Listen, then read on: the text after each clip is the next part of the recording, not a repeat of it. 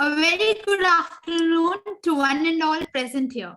I, Swati B. Chaudhary, the President of Synapse, the Zoology Department of Miranda House, University of Delhi, take privilege to welcome our Principal Ma'am, Dr. Vijay Lakshmi Nanda, our guest speaker, Dr. Asmita Patil Ma'am.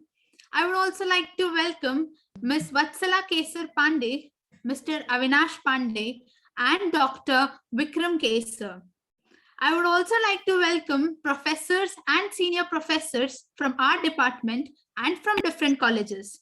And yes, of course, all the students present here with us today to this memorial lecture in memory of Dr. Saroj Kesar ma'am, instituted by Dr. Saroj Kesar ma'am's family, Dr. Vikram Kesar, Mr. Avinash Pandey, and Ms. Vatsala Kesar Pandey. A very warm welcome once again.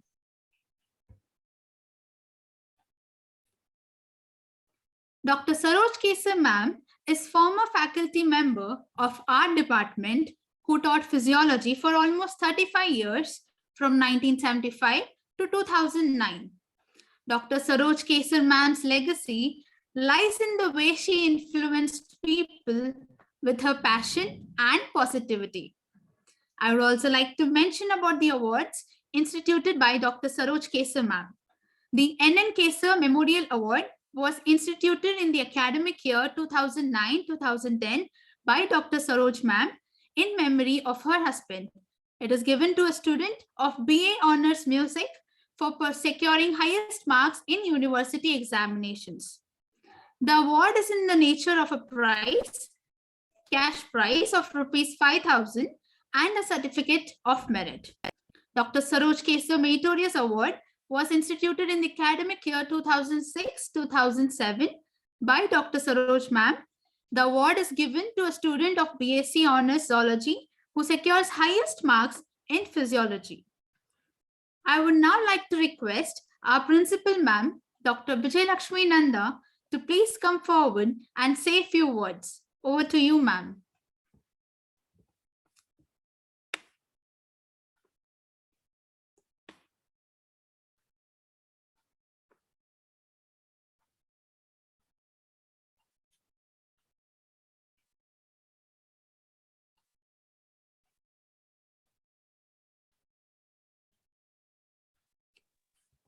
Swati, please check if ma'am is on mute. Yes, ma'am, I'm doing that.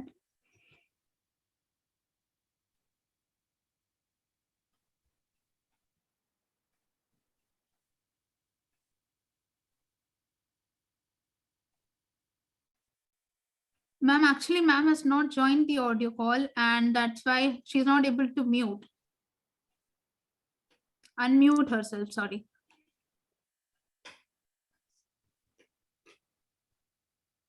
I'll give her a call. Just a minute. Yeah.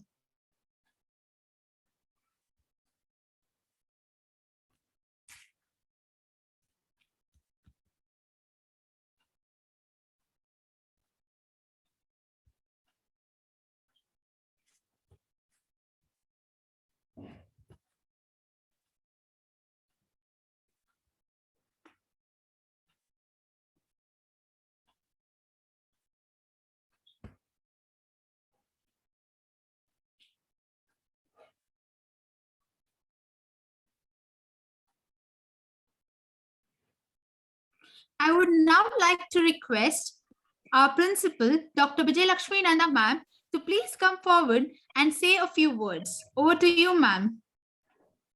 Thank you, Swati, and to Dr. Vashisht also, who has organized this program from the Department of Zoology.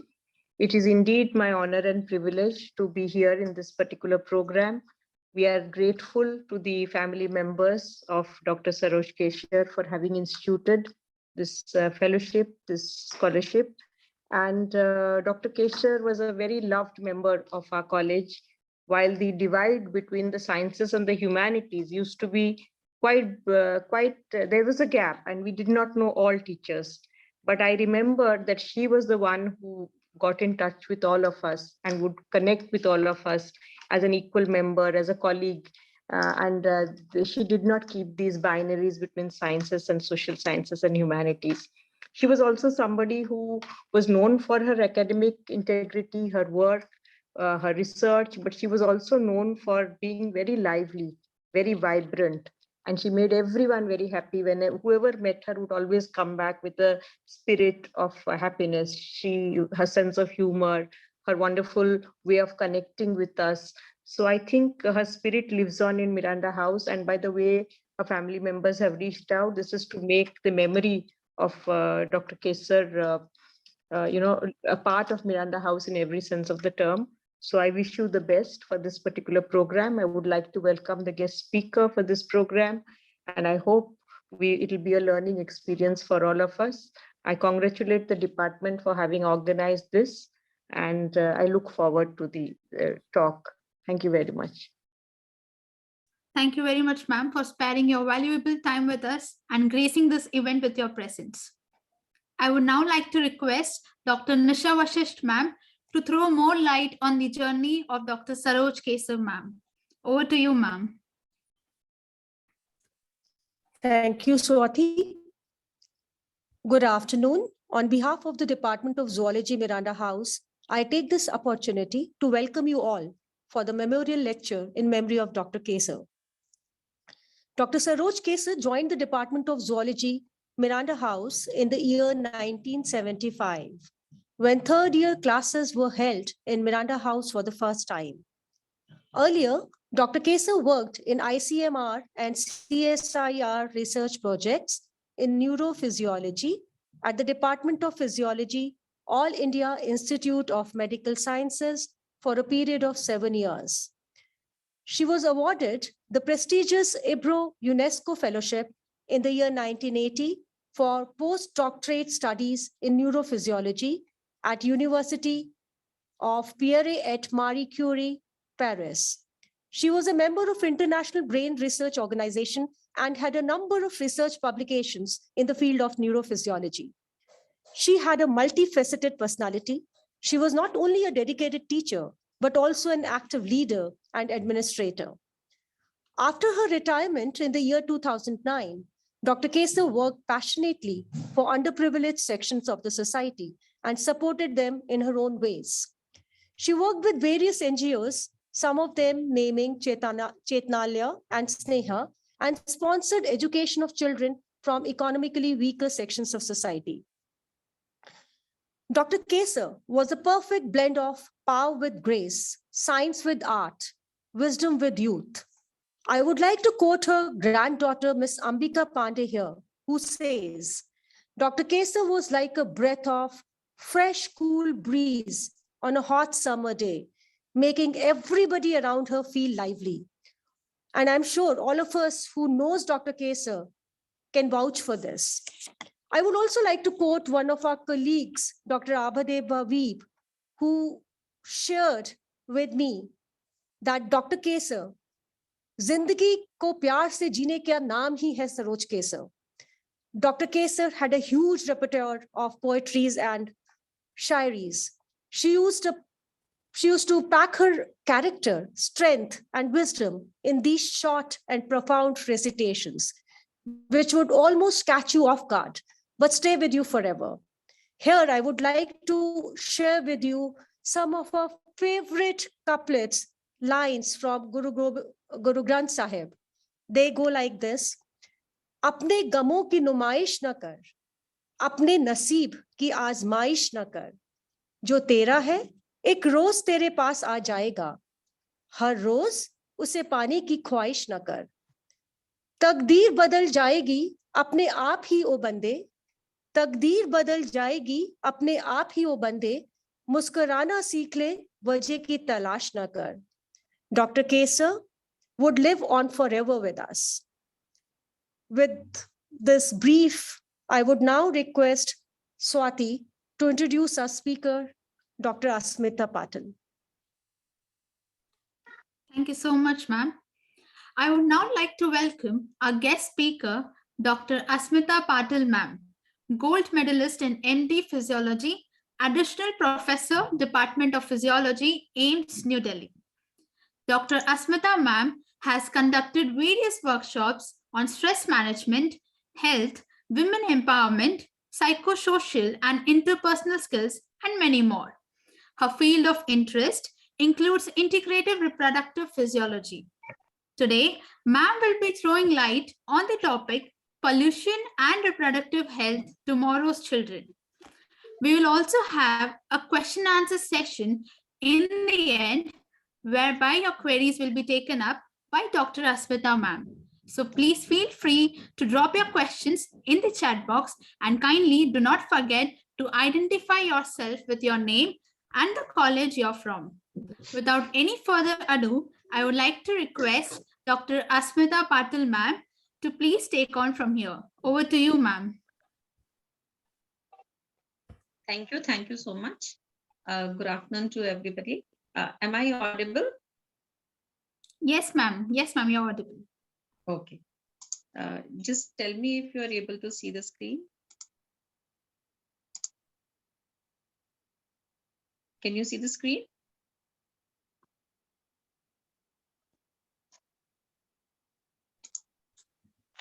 Yes, Dr. Asmita, we can see your screen.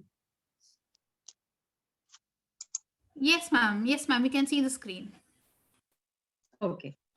So I will just switch off my video because otherwise it will glitch. Since I'm the hospital, I could not go home because there was some other work for me. So I'll just stop my Sure, video. ma'am. And in the question answer session, again, I will switch it on. Okay? Sure, ma'am. Thank you. So as the title goes, we're talking about pollution and reproductive health, tomorrow's children. So all of us, now it is a common knowledge that the pollution in the environment, it affects our health. Everybody knows it. Even our kids know that. So what is it? What are the systems which are effectively affected or damaged because of the pollution? So all the systems that you can think of in the body, whether it is the brain, the heart, skeletal muscle, the hormones, the digestion system, reproduction, bone, respiration, all these are affected by pollution. Now, when we talk about the common health related problems which occur in severely polluted areas, so there tops the impaired fertility, then various birth defects, that is, the children who are born to the mothers who are affected with the pollution, they have some congenital defects. So these congenital defects or the inborn defects can be either the defects or the diseases which occur in the heart or in the brain, or what are commonly called as the neural tube defects. Then there are respiratory infections which are very common in polluted areas. Asthma is again one of the curses of pollution. Emphysema, lung cancer, heart attacks, strokes, and premature deaths. So I will try to, discuss all these, or at least the most important of these, one by one as we move ahead. Now, when we talk about the risk population, so who is the population at risk here? Is it just the children because they are of the growing age, the organs are developing? So are this age group which is very prone, or is it the elderly who have already the aging cells, various diseases which may be associated, or people who have got some heart or lung diseases, or chronic diabetics? Or is it the people who are only working outdoors or who are exercising outdoors and thereby they are exposed to the pollution? If we see all these, then yes, all these people are at a higher risk, but then even the otherwise apparently normal appearing healthy adults and children are also at equal risk of developing the various pollution related health issues. So when we talk about the pollutants, the classification of the common pollutants begins as the particulates, especially the particulate matter 2.5. Why? Because larger than that, they get filtered normally by the mechanisms of our body. Smaller than that, they go and get incorporated in the lungs, in the immunity creating cells, and so on. Then you have the airborne toxins. The list is long here. You have carbon monoxide, carbon dioxide, then you have sulfur compounds, sulfur dioxide, nitrogen, nitrogen oxide, nitrogen dioxide. So you have the SOx compounds and the NOx compounds. All these components are part of the airborne toxins. Not to forget is the ozone. So when we talk about pollution, when the global warming and the effects of the high ozone, all this adds on to the damage which is caused by the pollution. Mercury is what we usually talk about in ingestive pollutants, mostly in drinking water. So this was a study which was, it is almost in 2002, where they had associated the mortality and indicators of traffic related air pollution.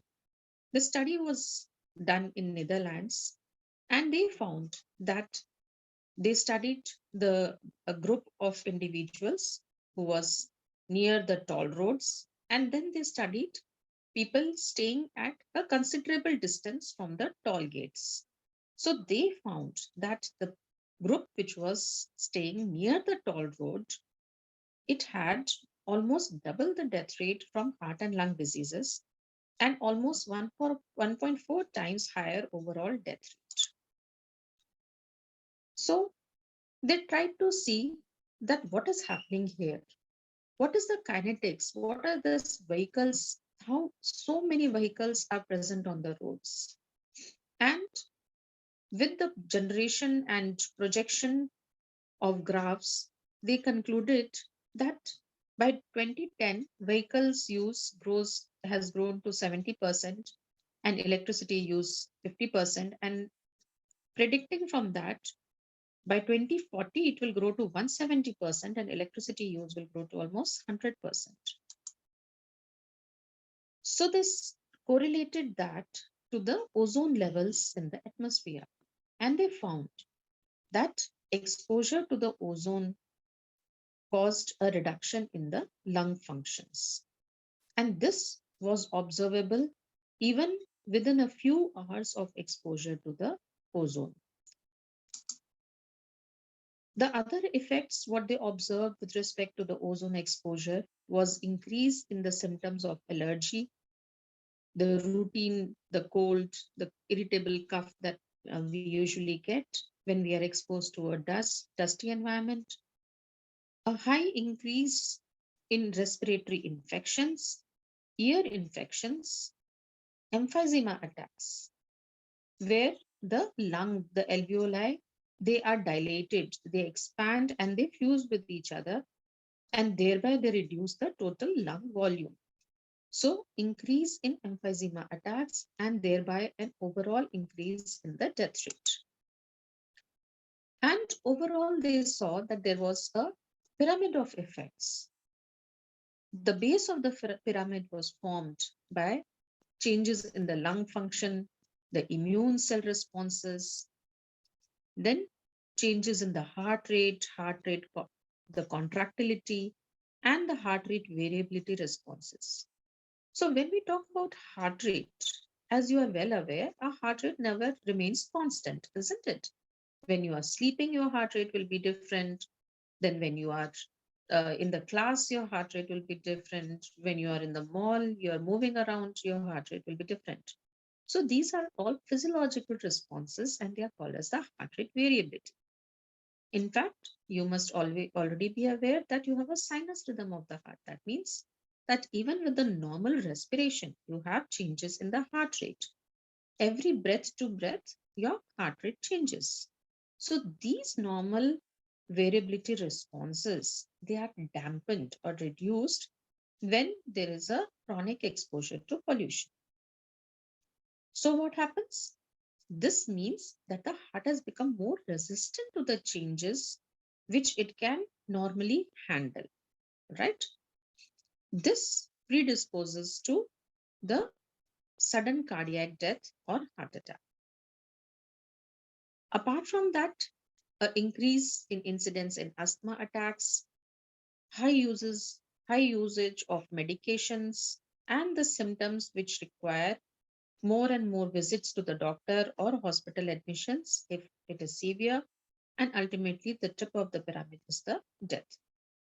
So most of the times what happens is that we notice the effect of any infection, if we are talking about, or pollution, or any other variable, we see only when the person is either admitted or if there is a mortality. Otherwise, the lower three rungs of the pyramid, they get almost undiagnosed.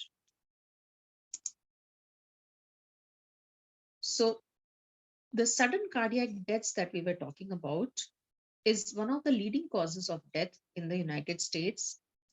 And approximately 50% of cardiovascular deaths are because of this. And this is usually the first sign of heart disease, and ventricular arrhythmias are most common causal pathway, which include ventricular tachycardia, that means increase in the ventricular beat, or ventricular fibrillation, when the heart rate is very high. This has been correlated directly with the presence of the particulates, what we were talking about, the PM 2.5. So these cardiac effects have been correlated with the particulate matter present in the environment, in the atmosphere. And it has been seen that these PM 2.5, they cause increase in vascular inflammation, they affect the blood clotting proteins, they cause cardiac arrhythmia, increase blood pressure, and decrease in the heart rate variability. So thereby there is an alteration in the cardiac conduction. These all the factors are not single causative in nature, but add on exponentially and increase the deleterious effects. We were talking about the asthma. So what we see in asthma, if we see a normal bronchi and an asthmatic bronchi, so here you see the difference between the two images, that in one the lumen is patent and in the second one the lumen is constricted or narrowed. Apart from this, you also notice that there is an increase in the circular muscles of the bronchus, and there is an increased inflammation and edema of the interstitials, or which is called as the mucosal edema. So the features of the bronchus that you see in the asthma are there is contracted or hypertrophied muscle, there is increase in the number of mucus glands, there is edema of the mucus, and in the airway, inside the airway or in the lumen of the airway, there is presence of the mucus. So how does all this happen? How a normal bronchus or bronchi transforms into such a bronchus that results in an asthmatic attack and literally cuts down the airflow into the lungs. So the pathophysiology of this airway obstruction which is occurring is because of the various inflammatory mediators which are released.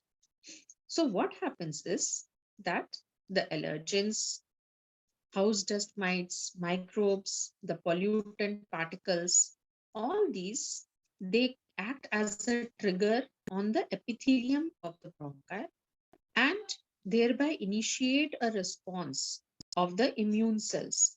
So there are various immune cells which are already present near the mucosa, and these get sort of excited and stimulated, and they group there at the place where the allergen or the pollutant has reached, or the particles. Okay, and this interaction results in release of lots of cytokines and immune mediators, thereby causing airway remodeling. This airway remodeling results in the thickening of the mucosa, the stimulation of the fibroblasts and the smooth muscle cells, and thereby the increase in mucus glands in the mucosa lining, increased mucus secretion into the bronchus, thickening of the bronchus wall, and a hyper response to any stimulus, thereby resulting in bronchoconstriction. So this is the basic of pathophysiology of asthma in response to presence of any allergen or pollutant in the atmosphere. So this was a study in which they have seen the endotype of allergic asthma with airway obstruction in urban children. This was published in the Journal of Allergy and Clinical Immunology in November 2021. So it's a fairly recent study. The authors are Matthew et al. And they found that the early life environmental exposures result, this could be house dust, molds, or allergens, result in respiratory and asthma phenotypes, wheeze, atopy, and low or decrease in the lung functions, which actually manifests as a epithelial gene module expression. So whatever changes which are occurring in the tissue are not really confined there, but they are getting incorporated into the genetic makeup of the cells of the mucosa. So this is getting incorporated into the genetics of the cells of the given individual. Another study by Pope et al. Has correlated the incidence of lung cancer, cardiopulmonary mortality, and long-term exposure to fine particulate air pollution. So these people, they studied around 1.2 million adults, which were enrolled in around 1982, and they studied for more than 10 years. And they could positively correlate the different mortalities and morbidities to the effect of pollution, especially the fine particulate matter. Also, you have studies done by Hong et al. On fine particulate matter and gaseous pollutants, which result in acute stroke and death. So they have correlated the air pollution to stroke and death. And in their study, they found that women and the elderly were most susceptible to the effects of particulate air pollutants. Also, they found that more the air pollution exposure, that means more the number of hours the person spent in the polluted atmosphere, more was the incidence of acute stroke deaths. They also studied the effect on otherwise or apparently healthy people, and they found that there was an increase in the rate of asthma in adults. There was a higher incidence of pneumonia and respiratory infections. The lung cancer rates were so high that they were comparable to a person who was passive smoking. Passive smoking is a person who's sitting next to or is a partner of a person who smokes. And there was an overall increase in the death rates. Another finding they got was that there was a faster decline in lung functions with age. So normally we expect that the certain lung functions or the expiratory flow rates and the volumes and the length capacities and volumes will normally decline as the person ages. But here what they found was that when exposed to pollution, there was a faster decline in these lung functions with the age. Then what about the effect on children? Now, when we talk about effects on children, it is basically a whole generation which is at risk. So what they found in the long-term studies was that there were multiple birth defects Specifically, in the heart, they can be defects of the walls, then the neural tube defect. So when the brain and spinal cord is growing, it evolves from the neural tube. So if this neural tube fails to fuse, then you get diseases like spina bifida or various other neural tube diseases. They found that there was a higher infant mortality. There were more incidents of asthma in these children. There was a poor or impaired lung development, premature development of emphysema, increased respiratory infections, and all these diseases and infections leading to a higher healthcare expenditure. So studies showed that childhood asthma increased exponentially by 55% from 1982 to 1996, and the increase is still there. It was the number one cause of hospitalization in less than 18 years of age, number one cause of healthcare cost for childhood diseases, and the number one cause for lost school days due to a chronic illness. And half to 1/3 of asthma was due to the air pollution. Now, the scientists, they studied the ozone concentrations at different times of the day, and they found that there was an average increase around the noon time in the ozone concentrations. Now, the same thing they found that the children, when they were playing in the park or exercising, there was an increase in the asthma attack around that time. So they correlated that the exercising children exposed to ozone in the peak hours resulted in increase in the asthma attacks. This was done as a cohort study in which they took two groups and they correlated what was the exposure to ozone and what was the incidence of asthma in these people, in these kids. This study was published in Lancet by McConnell et al.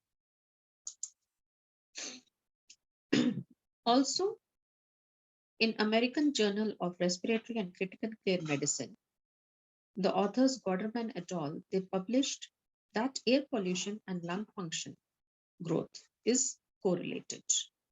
What they did was they recruited fourth graders students, almost 1,700 students, and followed them for 4 years. They also followed these students for further 4 years. So it was 4 years and 4 years, total of 8 years. They found that 10% of lower lung function for children growing up in more polluted air. These students were followed for another 4 years, total of 8 years, and they found that there was a 20% lower lung function for children growing up in a more polluted air. They could correlate that more the time spent in polluted air, it resulted in worse impairment of the lung growth. This was published in the New England Journal of Medicine. This is what we were talking about, that with respect to age, the lung functions decrease as well as there is a loss of life expectancy over the years. So the graph here shows on the x-axis the age in years, on y-axis the lung functions, and you have the not polluted and the polluted in the dotted line and not polluted as a bold line.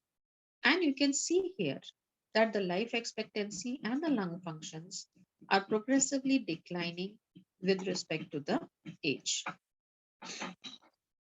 Then they found the results of cleanup. So whatever pollution, the effects are occurring, is it an irreversible thing or can it be reversed? So this was correlated by studies in the result of cleanup. Are there any questions? I can take a question if you want in between for a break.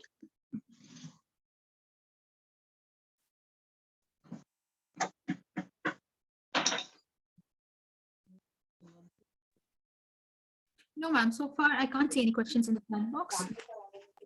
I guess you can continue now, ma'am. We'll take up questions in the end. Okay, sure. So what they found was that when the authorities took notice of the fact that the pollution is affecting, and they did a cleanup, like was the scenario in 1996, when during the Atlanta Summer Olympics, there was a significant change in the transit systems, and there was a drive to clear up the pollution. So it was found that there was a significant drop in children's asthma. Another scenario in which they observed was after the German reunification, the pollution dropped and children's respiratory symptoms decreased dramatically. Both of these have been published in JAMA and in American Journal of Respiratory and Critical Care Medicine. In Ireland, once the coal burning was banned, the observation was there was a decrease in cardiovascular deaths by 10.5%. Hong Kong banned the usage of high sulfur fuel oil and thereby observed that cardiovascular death rates dropped by 2.5%. So in this, we can see very well that when there is a humidity or when there is a fine particle mass, when there is a decrease in sulfates, then there is an impaired visibility because of the particulates which are suspended. And what better way than the COVID having taught us this lesson, when people from Chandigarh, they could actually visualize the mountain ranges because the air was so clear. So talking from Chandigarh to Delhi, the air pollution trends which are occurring in Delhi. Basically, what we find here is that the various time-weighted average or the annual is the nitrogen dioxide, the carbon monoxide, the particulate matter, that is PM10 and PM2.5, and the benzopyrene particulate phase. And these values are actually recommended, that is, the levels should be always below this. These have been recommended by the National Ambient Air Quality Standards in India. Now, what was found is that in Delhi, there is a progressive decline in all these quality of air. That is, an increase in the pollutant concentration over the years. It is progressively worsening. Whether you talk about the sulfurs, or nitrogen or the NOx compounds.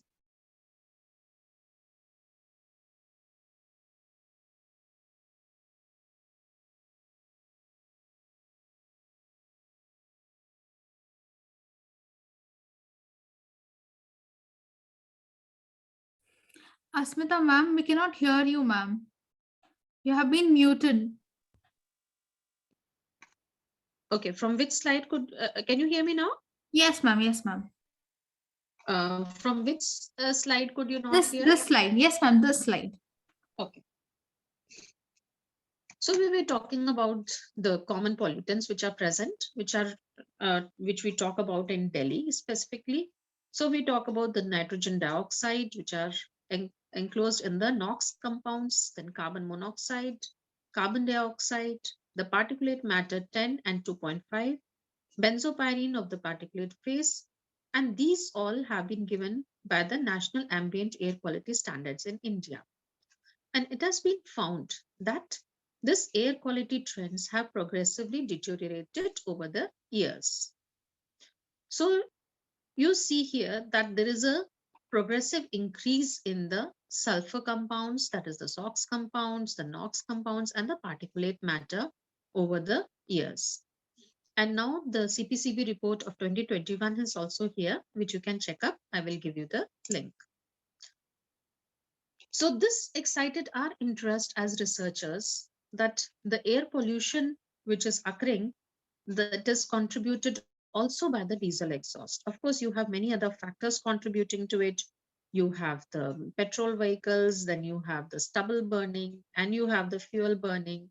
But apart from that, you also have the diesel exhaust, which makes a considerable chunk of the air pollution, considering the large number of the transport vehicles which are using diesel, and also the various the gensets which use diesel, which contributes to the air pollution. So talking from this, we saw that the air pollution has got the gaseous fraction and the solid fraction. The gaseous fraction, which we have discussed at length now, and then the particulate matters, which include the metals and organic compounds. And if you consider a diesel exhaust, then the average composition of diesel exhaust contains the nitrous compounds, carbon dioxide, oxygen, and toxic pollutants, which is 1%. But this toxic pollutants, although appearing to be 1% of it, they add on into the body and have cumulative effects so as to result in damaging effects on the various systems of the body.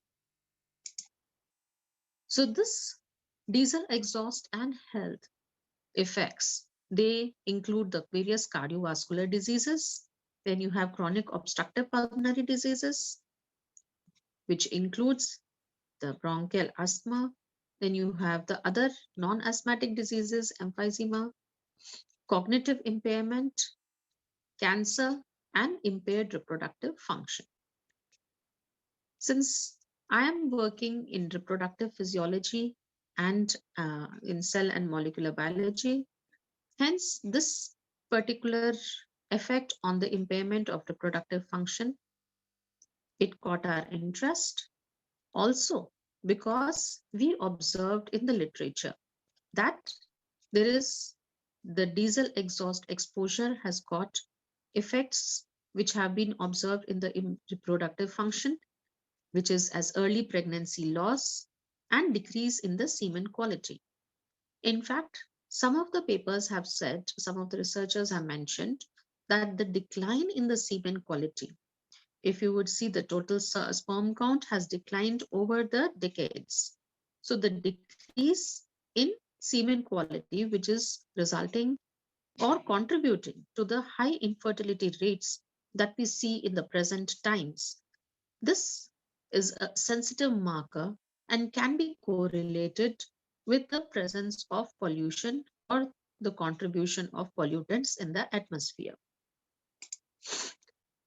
So for this, we saw the various studies which had studied the effect of vehicular exhaust or its components on semen quality in men. Here they studied the people who worked in the motorway toll gates and compared them to the unexposed healthy men. They collected the semen samples from them and compared it to the normal people. And the inference of these studies was that there was a decline in sperm quality in the people who were exposed to the pollutants because they were standing at the toll gates for prolonged periods of time. Then the studies which took the blood samples and correlated it to the various levels of the reproductive hormones.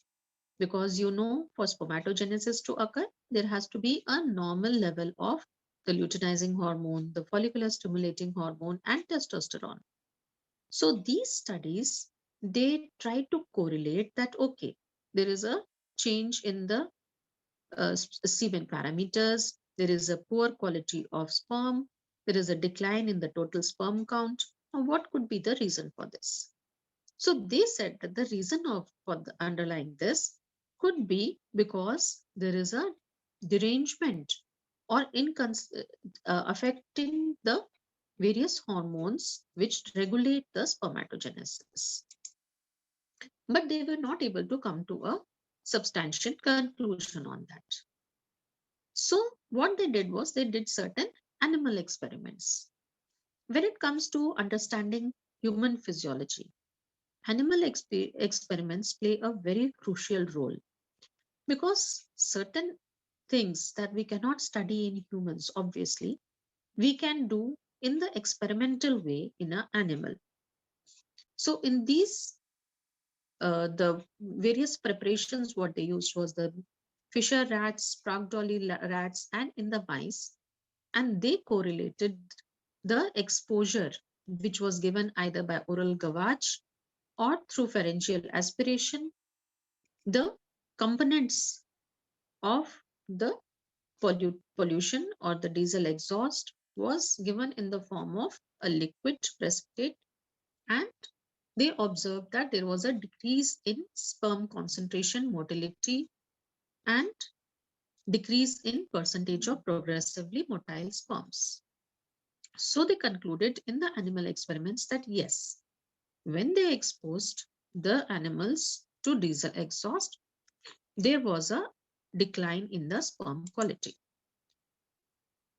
Carrying forth with this, the experimenters, they found that the organ and the epididymal sperm parameters were also affected. There was an alteration in the weights of reproductive organs, which was correlated with the impairment of spermatogenesis. And the alteration in the various hormones levels, that is increase in serum testosterone level, increase in serum luteinizing hormone and testosterone, and decline in FSH and LH in the various studies. Also of interest is this Watanabe et al. Study in which they exposed the pregnant female rats. They gave inhalation exposure and they followed the, the animal from 19th day of gestation up to the 3 months. And they found that there was a decrease in the serum FSH and LH in the male progeny. That means that exposure of the mother animal resulted in affecting the baby animal. So, summarizing the literature review for our studies, there was an overall decrease in the sperm quality. There was impairment of spermatogenesis, alteration in the weights of accessory sexual glands, altered hormone levels, and thereby this resulted in a research focus of component analysis and causality. That is, if diesel exhaust is resulting in the decline in male fertility.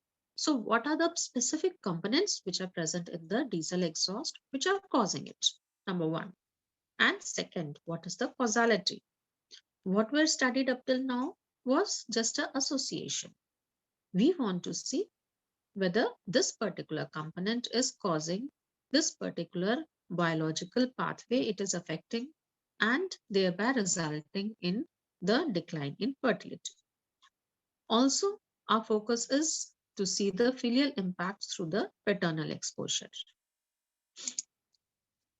So along with IIT Delhi, we have the design and fabrication of whole body exposure chamber.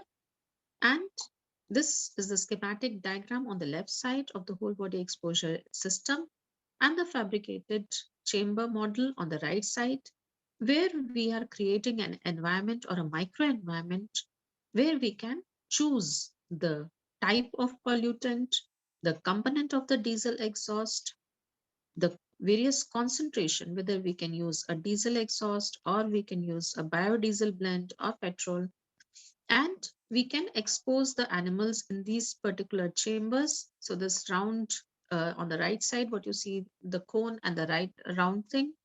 So there is an inlet and the outlet, and the animals are housed in individual cages in each of that, and they are exposed to the diesel exhaust or any other component what we are studying. After this, we do the various biological experiments and study the various parameters like the sperm count, the testicular biopsy, the blood levels, the stress, oxidative stress, the presence of the hormones, and also we are studying the transgenerational or the filial impact of these exposure to these components on the future generations of the animal. So this is one of our projects, the collaborative projects between IIT Delhi and AIIMS Delhi. This is my team. This is my mentor, Professor Debrat Ghosh, myself, and our chief PI, Dr. Debrat Dasgupta from IIT Delhi, the team from AIIMS, my students, and the student from IIT Delhi. So I take this as an opportunity that this is a collaboration between, a technical system that is from IIT Delhi and a biological system that is AIIMS Delhi. And we are trying to study the human physiology with respect to the effects on the animal physiology. So it is a very good interaction or a hand holding between technical aspects, biological aspects, and of course, the human and animal physiology, where you guys come in as the physiology department of zoology. So just to summarize in the final points, the health and economic issues are of paramount when we are talking about pollution. Prioritization of air quality improvement in decision making is very important. More than 50% of the problem of the environmental exposure is because of the traffic or because of the exhaust, vehicular exhaust. Massive hidden health cost in transportation and power pollution is there. And there is an imposed risk on all population groups, especially our children and the elderly, and of course the various high risk groups that we discussed in the previous slides. So these are some of the websites which are of importance when we are talking about the health effects of the various components of pollutants. So I can share this with you. And of course, this is the CPCB website, which I was talking to you about. So it was a pleasure being here with you. Thank you so much.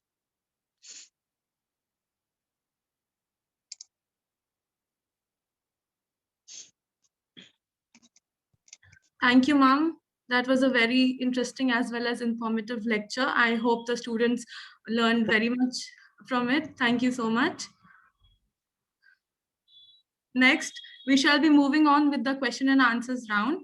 So I request the participants again to please put forward their queries in the chat box and to identify themselves along with their name as well as their college's name. So, and then shortly we'll start the discussion over it. Okay, I can see a few queries here. Can I take them up? Yes, ma'am. Sure, Yes, ma'am, sure. Okay. So there is one query here. What is DNA fragmentation in spermatozoa? So essentially, when we are talking about the genetic material which is present in the spermatozoa, it is very delicate. So when there is a breakup of the DNA or the chromatin, then it results in the breakup of the gene. So this results in abnormal protein synthesis. What is that central dogma of the molecular biology? The central dogma is that you have the DNA, you have the RNA and the proteins, right? The DNA will give rise to the RNA and the RNA will give rise to the protein. Now the DNA and RNA can be interchangeable. So you can get from DNA, you can get RNA and vice versa. But once the protein synthesis is occurring, then it is, the point of no return. So what would happen is if there is a break in the DNA, then obviously the complementary RNA which would be synthesized would be damaged. And thereby this will affect the protein which will be synthesized. So when the protein is synthesized and that is abnormal, then what is the protein? The protein can be an enzyme, it can be a hormone. So all the things or the actions which are being regulated by that particular protein will get affected, will get deranged, and thereby they will result in the abnormality or the altered physiology. I hope I have answered your query. Preeti? Yes, ma'am. Okay, great. Now, Yes, ma'am, there's this another is question from Khushi, Khushi ma'am, Sharma. how do these air pollutants cause DNA adducts in humans? So more or less, again, it's the same thing that what I have just explained to you. Where pollution levels were reduced, how much time did it take for the effects to be reversed, and to what extent did the harmful effect get reduced? Damayanti, wonderful query, Damayanti. But I wish we could predict that, But yes, because these all the studies that have correlated the effects. So these diseases are not acute diseases; these are chronic diseases. So the manifestation and the association takes a long time. So you cannot pinpoint and say that this was the point of return or this was the point of no return. Although it is a really wonderful scientific query. Ma'am, there's How another can question. pollution increase risk of gestational diabetes and other pregnancy issues, including in newborns? Um, this is Sunil Bhardwaj. Yes, ma'am, Chaitanya Sunil Bhardwaj from Miranda House. Okay, I did not understand your query. Can you please clarify?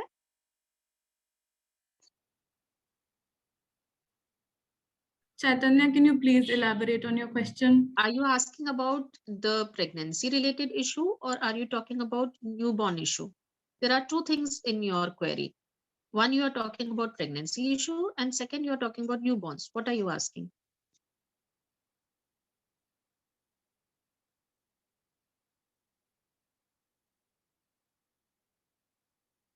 Chaitanya?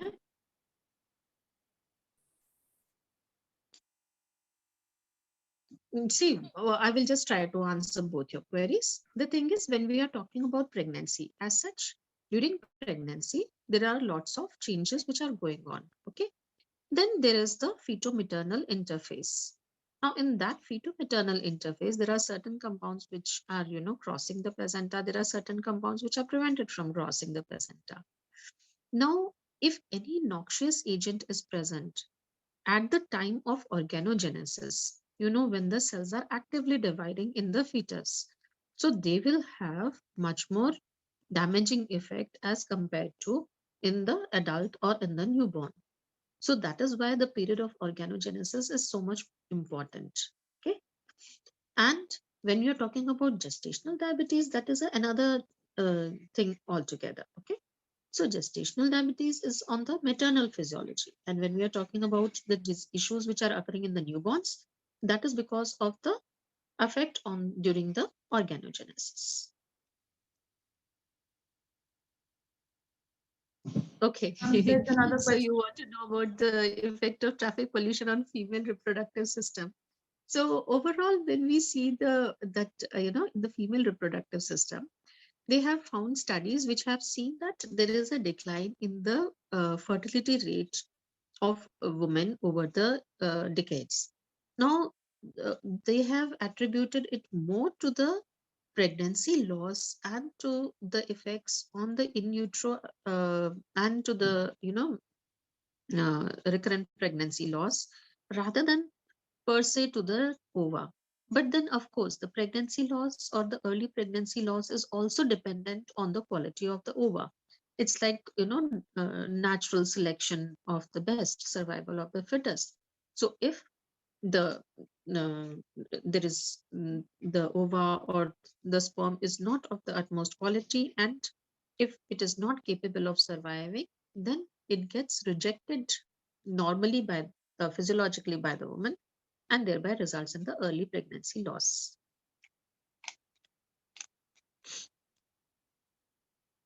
But then specifically, what are the molecular effects or molecular biology of the changes which occur in the ova? That is not my research forte. So, sorry. Ma'am, there's another question from Chaitanya. She wants you to elaborate in the risk on the risk of gestational diabetes and the kind of effects it can have on newborns who are born with this I have already condition. answered that. Okay, ma'am. Okay, ma'am. So I don't think, are there any more questions from anybody? Please put forward. For that only I had asked Chaitanya to elaborate on the query. But Yes. sadly, she didn't unmute the mic. So I explained both anyways. And this question from Muskan Ahar. She says, she asks, what may be the reasons that reduce semen quality in males?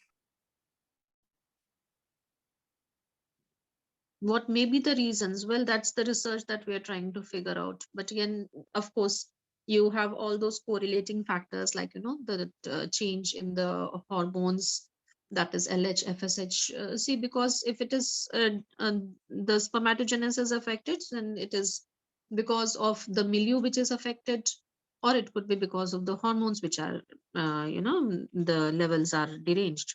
So it could be because of the LH, FSH, testosterone, the regulatory hormones derangement, or it could be that these hormones are normal, but there is something wrong in the milieu, because you know about the blood testis barrier. So there could be something, all that is going through to the spermatogonial germ cells is going through the Sertoli cells. All the hormones which are coming are from the Leydig cells. So there may be something which is wrong at the milieu of the blood testis barrier or the Sertoli cell or the spermatogonial germ cell niche, which is resulting in the decrease in spermatogenesis and the semen quality in the males. Is that okay, Muskan? Yes, So ma'am. this is under research, but these are the speculations what I have told you.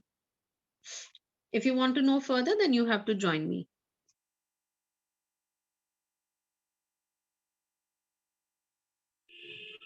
Ma'am, I can't see any more questions in the chat box. So ma'am, No. I think that will be a wrap for the question and answer round. Next, All right. thank you, ma'am. Thank you for answering all the questions so well and satisfying all the queries. So moving on, next we have a vote of thanks which will be proposed by the staff advisor, Dr. Yasha Yadav, ma'am. And over to you, ma'am. Thank you, Samriddhi. So on the behalf of Department of Zoology, Miranda House, I would like to extend my sincere gratitude to Dr. Asmita Patil for sharing her insights in the physiology of reproductive health and how ever-increasing pollution in our cities affects the reproductive health, particularly of children. Thank you, ma'am, for sharing your knowledge with us. I would like to thank our principal, Dr. Vijay Lakshmi Nanda, for gracing the occasion. We are thankful to the senior faculty members, Dr. Tanima Bose, Dr. Vimal Thareja, Dr. Prabir Sinha, and other members of zoology fraternity and colleagues of Dr. Kesar who joined us today. Thank you all of you for your support and gracious presence.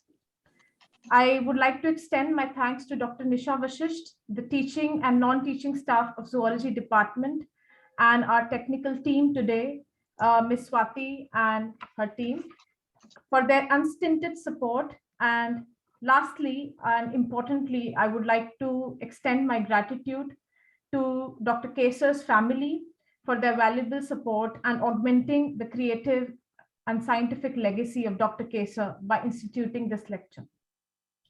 I remember the first time I met Dr. Kesar was when I was a student of Zoology Department, Miranda House. It was 13 years back. And Dr. Nisha Vashisht had invited her post her retirement to share her insights with the new students. Her personality really charmed us all. Her vivacity attracted everyone around her. I met her several times since graduating and later joining the college as faculty. And every time I saw her, I would smile ear to ear. And that is how I would like to remember her. And we must all know that nobody really goes away.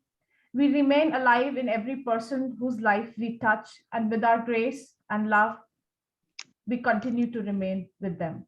And to honor that legacy, we all must continue to take their name and perpetuate the same grace and love all around us. Thank you. I would now request anyone who would like to speak a few words for Dr. Kesar to come forward. Yes, Yasha, I would like to speak. Yes, ma'am, sure. Okay. In fact, it was sometimes back that I had a long telephonic chat with Dr. Saroj Kesar. And 1 week after that, I got the news that she was no more. I mean, it was so hard to believe, but I consoled myself that it was the end of our journey.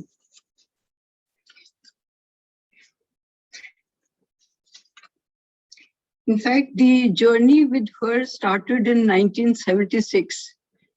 When it was almost decades back that we were together. She was, in fact, almost 8 years senior to me, but when it came to joining the college, she was 1 year senior to me. So I remember the time when we had joined the college, and we would sit together and chat. And of course, it is, time flies, and I'm feeling as if it was yesterday that we were together. And when we used to sit together, she would tease me. She would say that you would be a pampered child of zoology department. And you would be the asset to the college, because I had joined, in fact, just after 1.5 years after my MSc, when I was doing my PhD. And she said that you will be a young, scientist who will be the asset to the college. So all those days, if I remember, she was quite motivating kind. She was an allocentric personality with the aesthetic sense and a fun-loving person, because that was some departmental trips that we had together. From there, it was, I could derive that she was a very fun-loving person. And I used to visit her also, visit her place, and we used to exchange and even sit in the canteen for some hours together. So those fond memories are in my mind, and it's very difficult to forget. But of course, she's no more with us, but as you rightly pointed out that, yes, she is still live with us. And I give my heartfelt tribute and remembrance on this day. Thank you. Thank you, ma'am, for Hello. sharing your thoughts. Hello, Yasha. I'd like to say something. Yes, ma'am. This is Tanima. Dr. Saroj Kesar, Dr. Nirmala, and I had joined in the same year when the third year honors started as being taught in Miranda House. Third year honors, the final year course was new to everybody, and we were given physiology, biochemistry, and cell biology. Well, Saroj took up the physiology, and with her expertise from AIIMS, particularly neurophysiology, she made the whole thing a much more professionally oriented syllabus. What she taught, irrespective of what was there in the old syllabus, what she taught was much more oriented towards human, and that's how we changed the whole thing, which was rat-based and small animal-based, into something which was more human-based. We got Guyton and Sampson and Wright and Green, these books, which were not there in zoology before. In the Delhi University zoology course, they were not used at all. But when she got in, and both of us started on that, I was teaching the biochemistry part. The two were actually incorporated in the same paper, biochemistry and physiology. She taught the physiology, I taught the biochemistry. And she managed to make the whole thing a much more medically oriented and a much more interesting physiology than what I had learned in MSc as a student of Delhi University. So that's something which I will never forget. And it taught me how to look at a lot of things in life, because physiology is so related to everything that you do, every action, every inaction, everything is related. And once you start getting the hang of it, you start looking at differently. But when you're talking about rat and hamster and rabbit, it just doesn't sound the same. You don't get involved in the same way. So it's that which made a lot of difference to the physiology which was taught in Miranda House.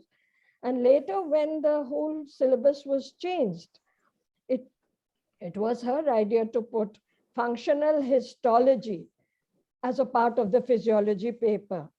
That was another very good move, because histology we taught separately as a part of the embryology.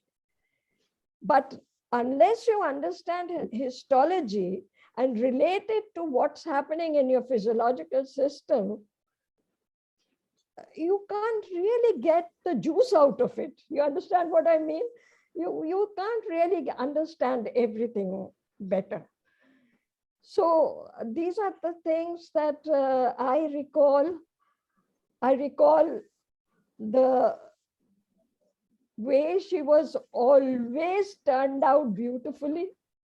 I recall the first few years of our time in Miranda House when I used to stay near her house at Model Town. And Vikram and Vatsala, I came to know you as Sonu and Koki. So, but that was a long time ago. However, we kept in touch. And she came on to every special function in the family also.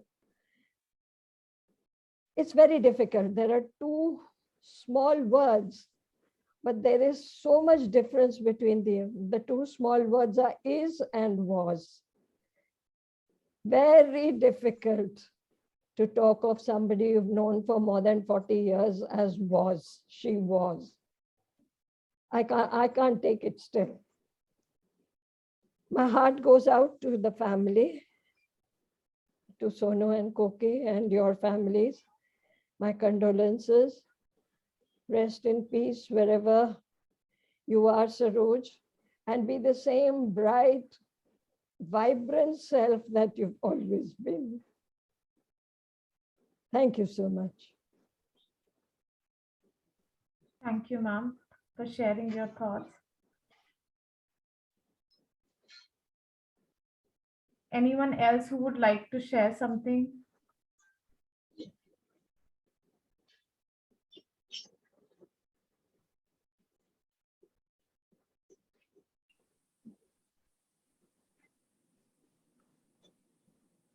Hi, Isha.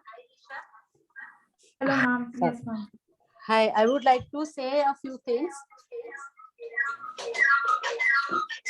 एक second.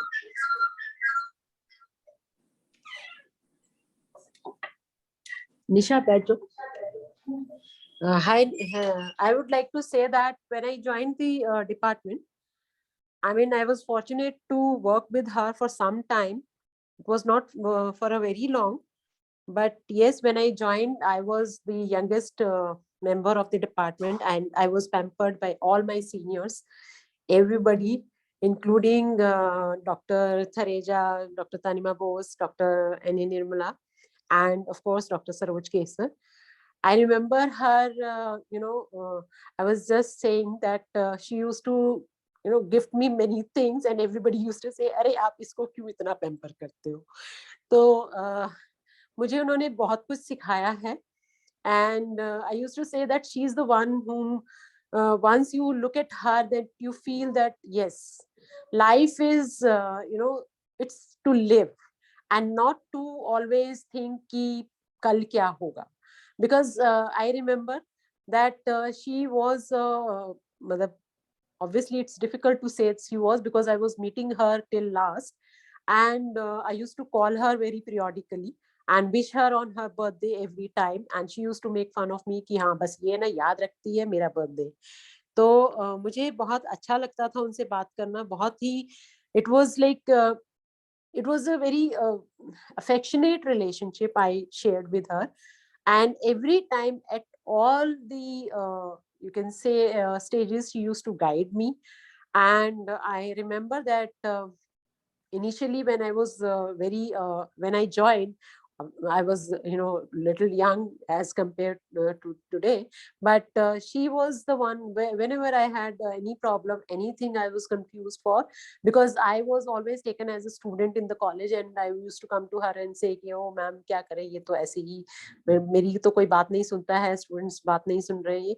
She used to say कि नहीं नहीं, you have to keep your like you are a teacher, you have to behave like a teacher, and you don't have to listen to them, और ये सब नहीं करना है.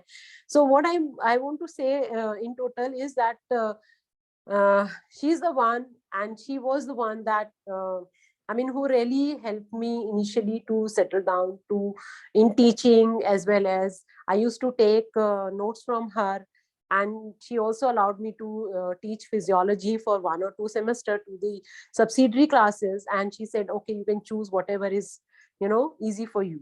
So that was a kind of support I got from her. And I don't know, it is not possible that anybody can fill her space. Never. I don't think so. I always used to appreciate the way she used to dress up, the way she used to take care of herself. Whatever the situation is, whether she's not well or she's well, she will always dress up nicely. She will always talk about things which will keep you away from the stress. We always used to talk, ki aaj college mein ye ho gaya, wo ho gaya. She will say, "Arey chhaddo na, चल चाय पीते हैं, चल वो करते हैं." तो वो बहुत ही रिलैक्सिंग फील होता था. तो this is what we are missing in the department nowadays. I don't know how to, express my, it's a void. I don't know how we can fill it. I don't think it is possible. So thank you so much for allowing me to say something. Thank you, Yasha. Thank you, ma'am. Thanks a lot. Anyone else who would like to speak?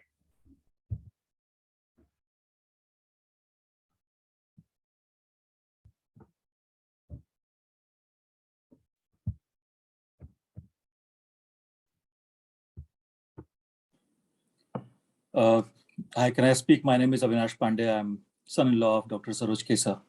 Hello, sir. Hi. First of all, thank you very much for organizing this. The talk that I heard from Professor was actually, I'm not a science student. I run a media company, and it was so much to learn from the lecture as to the impact of pollution that is happening in the NCR region on our health.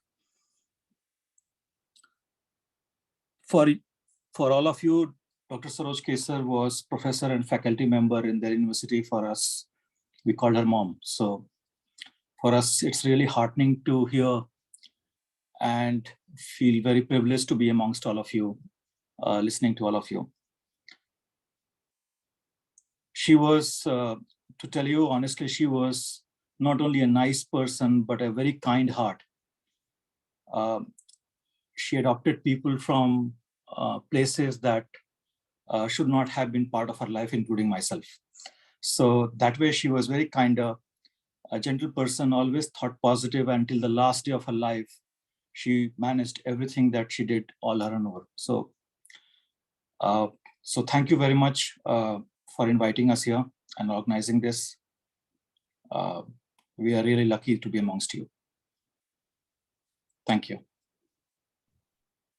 Thank you, sir, for sharing with us what we loved knowing that what she meant to her family, and thank you for making us organize this lecture for her. If Professor Prabir Sinha is there, then I would like to invite him to say a few words.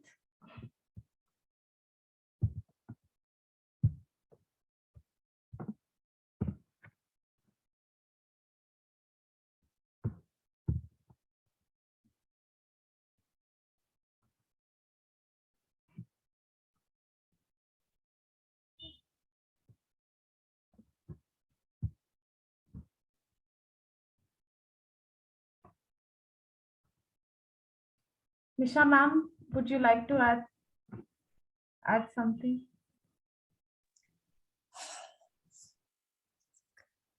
Yasha, very difficult to say. You know my bond with Dr. Kesar. Yes, We used to ma'am. share. It's very difficult, Yasha. This is not the right platform where I should be speaking about her. I think we can ask Vatsala if she would like to say a few words.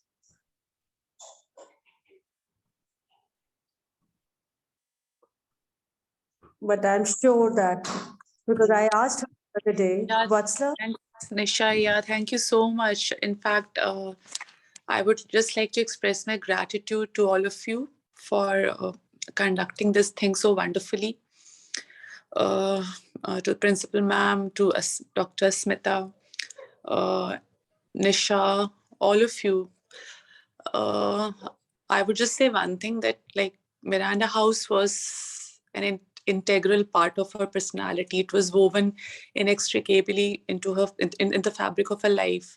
And she would always speak so fondly about Miranda House, her colleagues, and her students. So it was so nice to be a part of this lecture and hear all of you remember her so fondly. That's it, nothing more. Thanks, Sita, and all of you. Thank you, Vatsala. Hello. Yeah, Dr. Vikram, if you would like to say a few words. Yeah, sure, ma'am. It was very well organized lecture. And obviously, I shared a very close bond because she was my mother. But I always knew that how much Miranda House has loved her, because many times I visited Miranda House along with her. And there was, I can remember, there was one trip in which she organized, Miranda House organized, where I went along with the Miranda House students to Agra and visited the Taj Mahal and also the fort. And I have very fond memories of these few visits to Miranda House. As far as about my mother, only thing I can say is that she was not only a very endearing person, she was highly a born fighter, because she lived with diabetes for around 30 to 35 years of her life. And every day she had to take insulin injections, and every day she was testing her blood sugar. So we were just, we always prayed to God that maybe like this will go on like, but unfortunately last year, something which we couldn't prevent happened. And I think I would like to express my gratitude to all of you.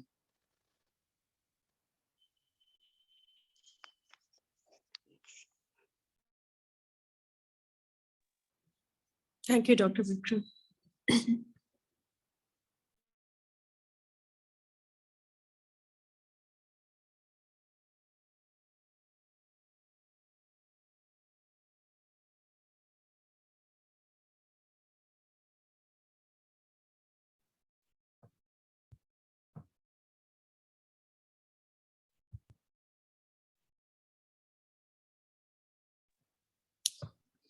Swati? Yeah, sure. Yes, ma'am. So with that, we conclude our lecture for today, keeping Dr. Kesar in our heart and in our mind forever. Her spirit lives on, her vivacity lives on, her grace and her love for all of us lives on. And with that, she lives on. Thank you all of you for joining us. Thank you, ma'am. Thank you, Swati and her team. And we now conclude our session.